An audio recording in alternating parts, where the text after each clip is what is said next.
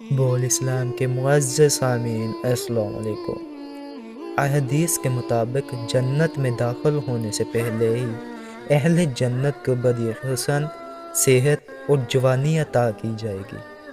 گناہوں سے پاک کر دیا جائے گا، ان کی برائیوں کو ان سے دور کر دیا جائے گا۔ کسی کے دل میں جو بھی نفرت و قدرت ہوگی اسے مٹا دیا جائے گا، اور تھوک، بلغم، پیشاب وغیرہ کی گندگیوں کو دور کر دیا جائے گا۔ اور اسی طرح جنتی سلامتی کے ساتھ اس گھر میں اس طرح داخل ہوں گے کہ حسین و نوجوان صحت مند ہوں گے۔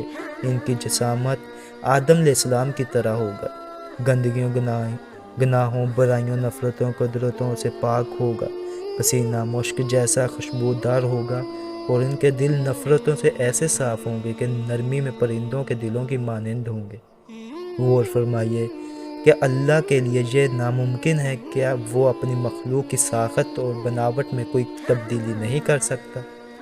آج اگر اللہ کے حکم سے ہماری جوانی 10 یا 20 برس کی ہے تو کیا خدا اس مدت کو بڑھا کر ابدی اور ہمیشہ کے لیے نہیں بنا سکتا؟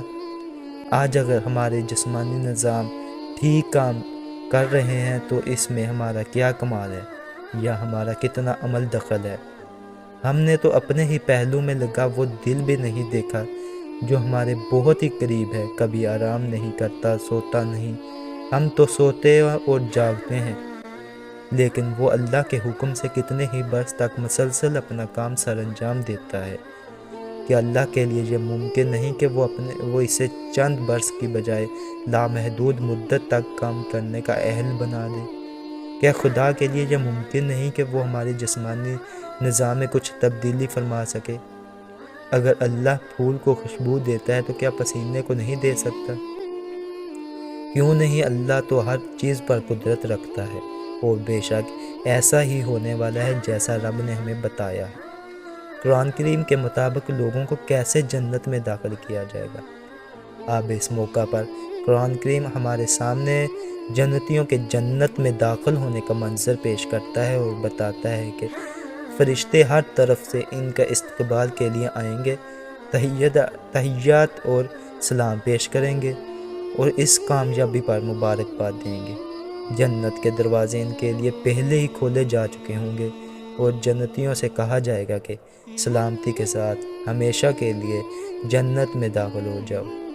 اور یہ نعمتیں پا کر جنتی لوگ اللہ کا شکریہ ادا کریں گے۔